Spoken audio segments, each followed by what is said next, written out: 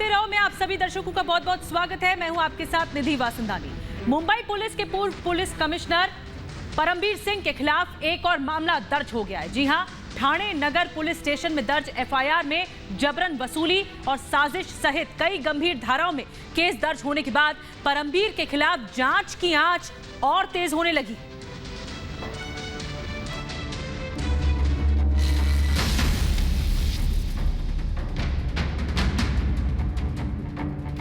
मुंबई के पूर्व police commissioner Parambir Singh के खिलाफ एक और एफआईआर दर्ज हो गई है। परमबीर सिंह के खिलाफ ये चौथी एफआईआर है। ठाणे नगर पुलिस स्टेशन में जबरन उगाही सहित कई धाराओं में पुलिस ने परमबीर सिंह और उनके साथियों के खिलाफ एफआईआर दर्ज की है। एफआईआर में परमबीर सिंह, प्रदीप शर्मा, रवि पुजारी, राजकुमार कोथमिरे, एनटी कदम सहित 28 लोगों के नाम हैं। हमारी एफआईआर परमबीर सिंह के अगेंस्ट, उसका जो परमबीर सिंह का पार्टनर है रवि पुजारी, उसके अगेंस्ट, इनका जो नेक्सस चलाता था इनका ऑफिसर प्रदीप शर्मा, राजकुमार कोथमिरे, एनटी कदम और जो उनके एक दो पुलिस कांस्टेबल्स थे जो इनके साथ सिंडिकेट में शामिल थे, उनके खिलाफ था। इन सभी पर जबरन वसूली, साजिश, डकैती, चोट पहुंचाने, आर्म्स एक्ट सहित कई धाराओं में केस दर्ज किया गया है।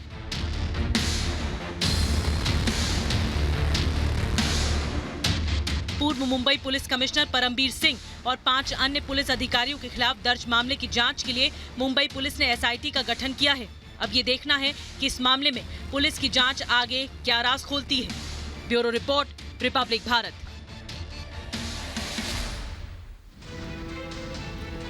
आगे बढ़ते हैं जागते रहो में। बिहार और झारखंड एक ही दिन में 2 हाई प्रोफाइल हत्या से दहल उठा। जहां झारखंड के धनबाद में जिला जज की मौत होती है तो वहीं बिहार के कटिहार में मेयर की गोली मारकर हत्या कर दी जाती है। अब ऐसे में पुलिस प्रशासन पर सवाल उठ रहा है कि आखिर सुरक्षा किसके भरोसे। देखिए रिपोर्ट।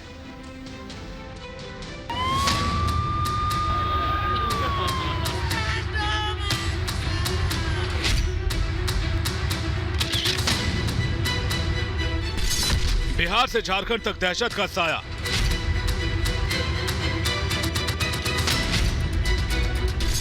न जज सुरक्षित, न मेयर।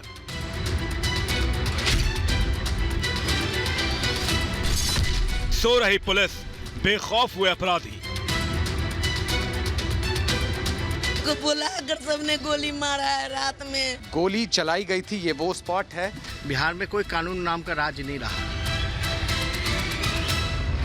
पहले झारखंड और फिर बिहार में जिस तरह से हाई प्रोफाइल हत्याएं हुई हैं, उससे बिहार और झारखंड के पुलिस प्रशासन पर सवाल उठना लाजमी है। देश अभी झारखंड के धनबाद में जिला जज की मौत से संभला भी नहीं था कि अचानक बिहार के कटिहार से मेयर की हत्या की खबर ने सबको हिला कर रख दिया। दिन दहाड़े कटिहार के नगर निगम मेयर शिवराज पासवान के अपराधियों ने गोली मारकर हत्या कर दी।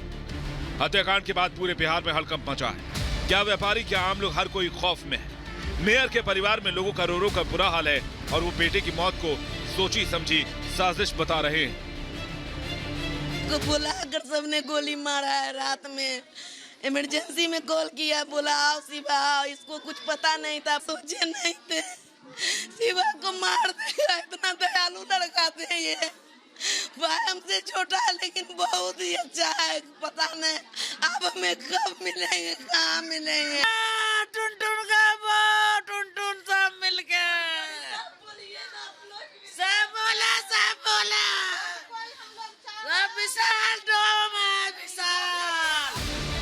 मेयर शिवराज पासवान पर हमला उस वक्त हुआ जब वो घर लौट रहे थे। इस दौरान बाइक सवार 3 अपराधी सामने आए और दिन दहाड़े बीच सड़क पर फायरिंग करने के बाद हथियार लहराते हुए मौके से फरार हो गए।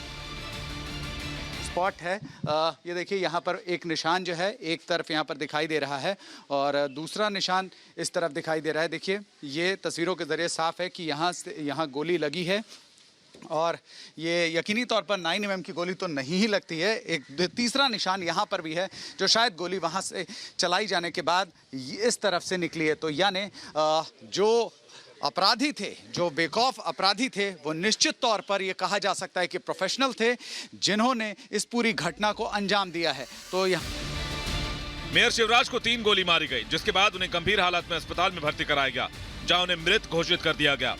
मेयर की हत्या के बाद पुलिस हरकत में आई। 4 लोगों को गिरफ्तार किया गया, जिसमें 2 महिलाएं भी शामिल हैं। साथ ही पुलिस ने 4 बाइक और पिस्टल और मैगजीन भी बरामद की है। फिलहाल पुलिस कई एंगल से मामले की जांच कर रही है। वर्चस्व की लड़ाई कही जा सकती है। वर्चस्व की लड़ाई में ये जान गई है। कुछ लोगों को लगता था, हो सकता है उन लोगों को लग रहा हो जो ये है, और जमीन की भी कारोबार करते थे, तो इस संबंध में यही कारण बताया गया है। लेकिन हम लोग अभी जांच जो कर रहे हैं उसमें कुछ दूसरा एंगल भी मिल रहा है, कुछ कारण मिल रहा है जो हम लोग जांच कर रहे हैं। हर बिंदु पर हम लोग देख रहे हैं, कार्रवाई करेंगे। एक तरफ पुलिस मामले के तह तक जल्द से जल्द पहुंचना चाहती है, तो दूसरी ओर मामले पर सियासत भी शुरू हो गई। आरजेडी नेता तेजस्वी प्रसाद और एलजेपी नेता चिराग पासवान ने बिहार सरकार पर सवाल उठाने के साथ ही दोषियों पर कड़ी कार्रवाई की मांग की है। जो भी है वो सबसे किसी से छुपा नहीं है। कानून व्यवस्था का तो हमने आंकड़ा जो है विधानसभा के पटल पर रख दिया।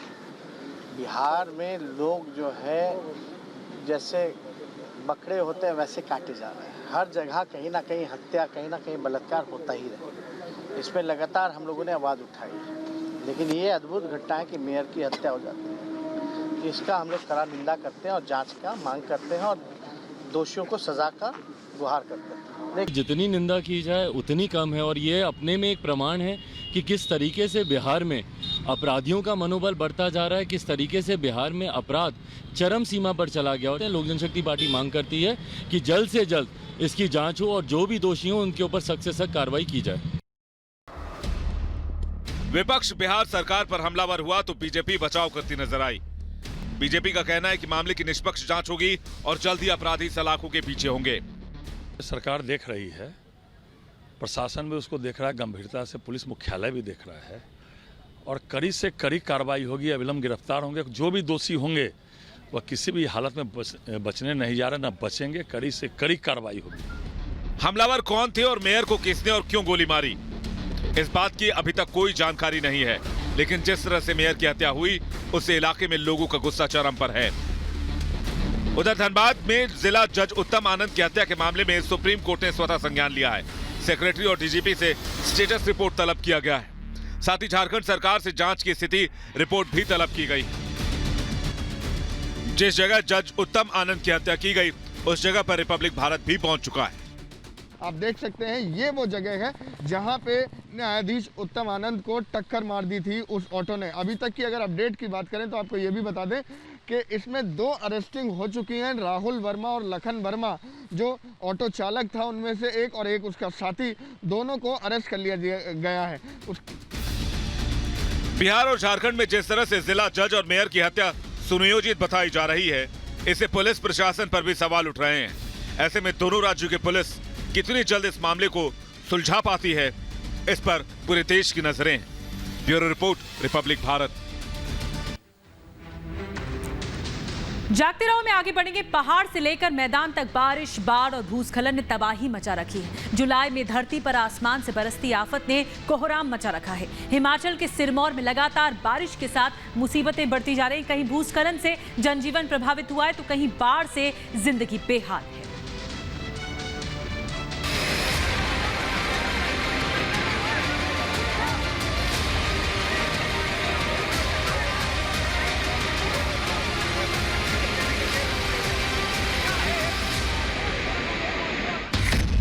भारी बारिश, जमीन पर आया पहाड़।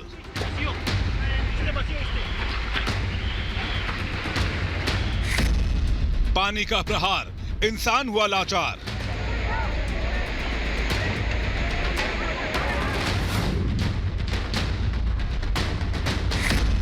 देश भर में मुसीबत की मार।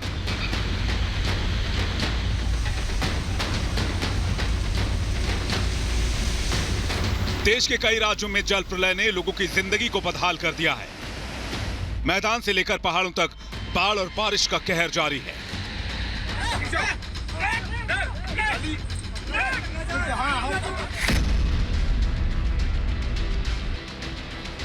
तस्वीरें सिरमौर के नेशनल हाईवे 707 की हैं। देखिए कैसे देखते ही देखते एक पहाड़ धराशायी हो गया।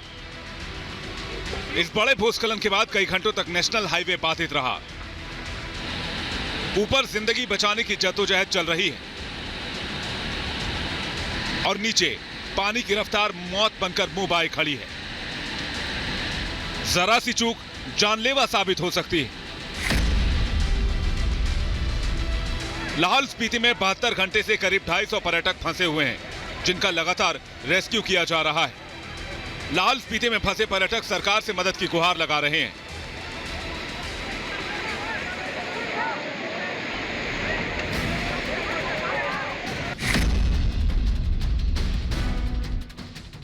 गुजरात के जूनागढ़ में भारी बारिश के बाद जो हुआ वो आपकी टीवी स्क्रीन पर है। करीब 40 साल पुरानी पानी की टंकी तेज बारिश के बाद भरभरा कर गिर गई।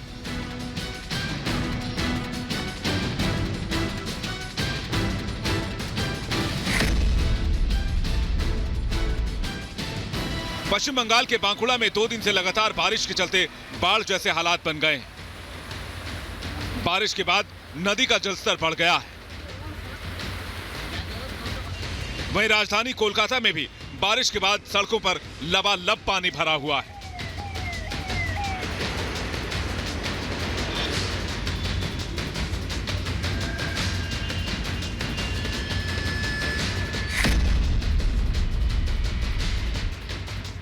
जम्मू कश्मीर के किश्तवाड़ में बादल फटने से भारी तबाही मच गई। हाल यह है कि कई लोग लापता हो चुके हैं। अब पुलिस, सेना और राहत बचाव की टीमें लापता लोगों की तलाश कर रही है।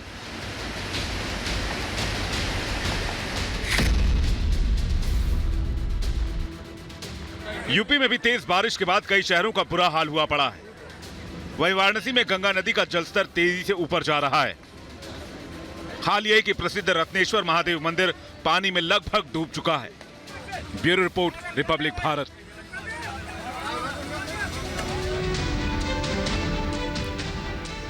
और पाकिस्तान के बाद बात चीन की। भारत ने एक तरफ पाकिस्तान को चेतावनी दी तो दूसरी तरफ उसके आका चीन को भी खरी खरी सुनाई है। पीओके में सीपैक पर पहली बार भारत ने चीन को 2 टूक काम रोकने के लिए कह दिया है।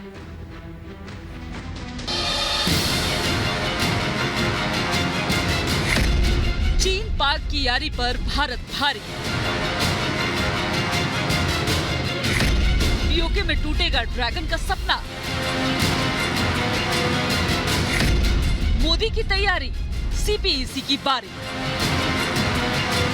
दुनिया भर में अपने कारोबार का सिक्का जमाने की जुगत में लगे चीन और उसके पिछलग्गू पाकिस्तान को भारत ने बड़ा झटका दिया है। भारत ने पीओके प्रस्तावित सीपीईसी को पूरी तरह अवैध बताते हुए साफ कर दिया कि पीओके में किसी भी तरह के निर्माण को स्वीकार नहीं किया जाएगा। We have consistently conveyed to China and Pakistan that the so-called CPEC is in India's territory that has been illegally occupied by Pakistan, and that we resolutely oppose any attempts by other countries to change the status quo in areas illegally occupied by Pakistan. हाल के दिनों में CPEC पर यह भारत का दिया सबसे सख्त बयान है। भारत ने पहले भी सीपीईसी पर विरोध जताया था, लेकिन कभी चीन का नाम नहीं लिया था। इस बार भारत ने पहली बार चीन सीपीईसी पर काम रोकने को कहा है। जानकारों की माने तो इसके लिए पाकिस्तान चीन के संयुक्त बयान में कश्मीर का जिक्र किया जाना एक अहम वजह है। पाकिस्तान विदेश मंत्री के चीन दौरे के बाद पाक और चीन के संयुक्त बयान में कश्मीर का उल्लेख किया गया था। इसके बाद भारत ने भी कड़ा रुख अपनाते हुए 2 टूक कहा कि हम ऐसे किसी भी बयान की निंदा करते हैं। भारत के अंदरूनी मामलों में दखलंदाजी स्वीकार नहीं की जाएगी। As in the past, India categorically rejects any reference to Jammu and Kashmir in such joint statement. The Union Territory of Jammu and Kashmir and the Union Territory of Ladakh have been and will remain integral and inalienable parts of India. Bharat के खिलाफ साजिशों में जुटे इस नापाक दोस्ती पर मोदी सरकार सख्त है। साफ है कि कश्मीर में किसी भी तरह की दखल अंदाजी भारत स्वीकार नहीं करने वाला। पाकिस्तान तो इसका स्वाद कई बार चख चुका है। अब बारी उसके आका चीन की है। अपने हर पड़ोसी की जमीन पर पूरी नजर रखने वाले चीन को समझ लेना चाहिए कि इस बार किसी भी गलती की उसे भारी कीमत चुकानी होगी। Bureau report, Republic Bharat. ये बात तो हम सब जानते हैं कि दुश्मन का दुश्मन दोस्त होता है, जबकि दुश्मन का दोस्त भी दुश्मन होता है। और आप अपने दोस्त को घर बुलाना तो दूर, उसे अपने घर के आसपास भी भटकने देना नहीं चाहते। लेकिन भारत एक ऐसा देश है जहां कुछ लोग राजनीति और विचारधारा के खातिर देश के शत्रुओं को अपना मित्र बना लेते हैं और उनके जश्न में शामिल हो जाते हैं। आज हम कुछ ऐसे ही लोगों का पर्दाफाश करने वाले हैं जिनके लिए देशभक्ति से बड़ी दुश्मन की विचारधारा है। देखिए रिपोर्ट।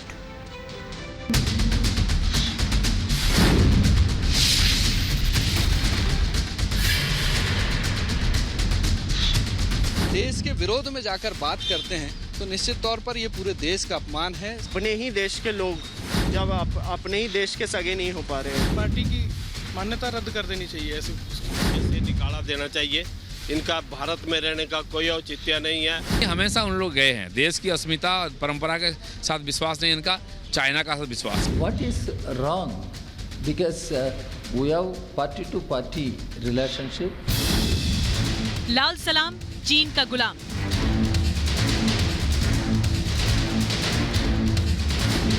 लाल सामान ने किया शहीदों का अपमान।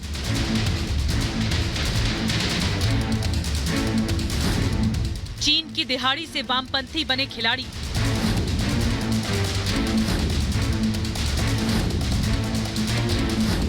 चीन के चरणों में लेफ्ट की वंदना क्यों? देश के अंदर राजनीति करने वाले लोग उसी चीन के सेमिनार में शामिल होते हैं, चीन से देश के विरोध में जाकर बात करते हैं, तो निश्चित तौर पर ये पूरे देश का अपमान है। जो जवान है, जो हमारे सैनिक है, उनका एक अपमान है एक तरह से इंडियन आर्मी का, कि अपने ही देश के लोग जब अपने ही देश के सगे नहीं हो पा रहे हैं, तो अपने ही देश के लोग अपने ही देश की आर्मी को सपोर्ट नहीं करेंगे तो वो बढ़ नहीं पाएगी। उनका कहीं ना कहीं जो मोटिवेशन है वो गिरेगा कि हमारे जब देश के नेता या जो भी है वो अपना सपोर्ट नहीं कर रहे हैं तो वो सोचेंगे कि हम लड़के क्या करें उस चीज़ के लिए। लोगों का गुस्सा और नाराजगी चीन के साथ साथ देश के नेताओं के खिलाफ है, उन नेताओं के खिलाफ जो भारत विरोधी नारे लगाते हैं और चीन के सेमिनार में शामिल होते हैं।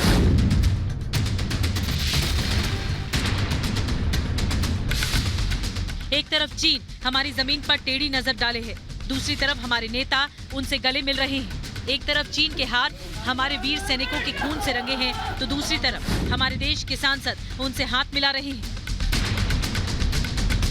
एक तरफ चीन हमारे देश को टारगेट कर रहा है, दूसरी तरफ हमारे देश की दो राष्ट्रीय पार्टियां उनके हाँ में हाँ मिला रही हैं। विचारधारा के नाम पर, पार्टी के नाम पर क्या देश के खिलाफ खड़े हो जाना जायज है? भारत की दो दिग्गज पार्टी सीपीआई और सीपीएम को विचारधारा के सामने शायद देश छोटा लगने लगा है, इसीलिए तो वो चीनी दूतावास के कार्यक्रम में शामिल हो गए। भारत में चीन के दूतावास ने कम्युनिस्ट पार्टी की स्थापना के 100 साल पूरा होने के मौके पर एक वीडियो कॉन्फ्रेंसिंग का आयोजन किया था, जिसकी मेजबानी खुद भारत में चीन के राजदूत ने की। लेकिन इसकी बाकी की गेस्ट लिस्ट अगर आप देखेंगे तो हैरत में पड़ जाएंगे। इस ऑनलाइन सेमिनार के भारतीय मेहमान थे लेफ्ट पार्टी के बड़े चेहरे। इन लेफ्ट पार्टियों के सबसे बड़े नेता उस सच से रूबरू करवा रहे हैं जिससे पूरा मुल्क गुस्से में है। सीपीएम के महासचिव सीताराम येचुरी और सीपीआई के महासचिव डी राजा, ये दोनों नेता इस वक्त देश में लेफ्ट के दो बड़े चेहरे और सबसे चर्चित नाम हैं।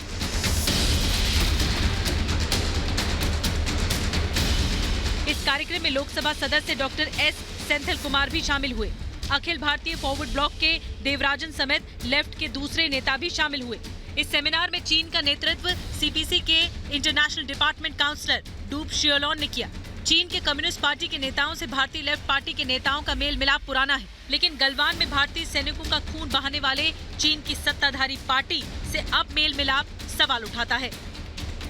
चाइना का शताब्दी हो रही है, उसको स्वागत करना चाहिए, शुक्रिया करना चाहिए, लेकिन उसमें जाके भागीदारी होना ये आज नहीं, हमेशा उन लोग गए हैं। देश की अस्मिता परंपरा के साथ विश्वास नहीं इनका, चाइना का साथ विश्वास है। चाइना का साथ हमारा लड़ाई होता है, ये लोग भारत ने चाइना को आक्रमण किया है, हमेशा उल्टा बोलते हैं। ये वास्तव में चीन की कम्युनिस्ट पार्टी की एक ब्रांच के रूप में काम कर रहे हैं, एक शाखा के रूप में काम कर रहे हैं, उनके पीआरओ के रूप में काम कर रहे हैं। भारत के कम्युनिस्टों ने जिस प्रकार से इस वक्त में जब चीन एक शत्रु राष्ट्र के रूप में है, पूरी दुनिया में कोविड की तबाही के लिए भी उस पर संदेह किया जा रहा है, उस चीन की कम्युनिस्ट पार्टी के साथ अपनी सहमति और उसके साथ अपनी दोस्ताना रुख को दिखाकर उन्होंने साबित कर दिया कि 62 में जो कम्युनिस्टों का चरित्र था वह 2021 में ऐसा ही पूर्ववत बना हुआ है। ये चीन परस्त पार्टियां हैं जिन पर कड़ी नज़र रखने की जरूरत है। चीन के साथ मेल मिलाप पर सिर्फ नेताओं ने ही नहीं बल्कि आम जनता ने भी नाराजगी जताई और कहा कि चीन के वेबिनार में शामिल होकर 2 बड़े नेताओं ने गलवान में शहीद हुए जवानों का अपमान किया है। से निकाला देना चाहिए। इनका भारत में रहने का कोई औचित्य नहीं है, या इन लोगों को चाइना भेज दिया जाए।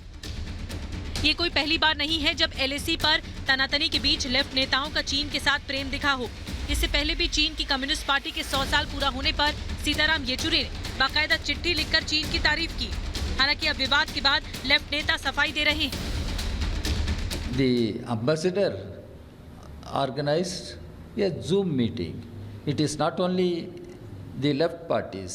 Yes, CPM was there, Comrade Sitaram Yechuri. CPI was there, I was there. Forward Bloc was there, its National Secretary, Comrade Devarajan. DMK was there, one of its members of Lok Sabha, Mr. Senthil Kumar. There were others also, I do not know how many and what is wrong because we have party to party relationship.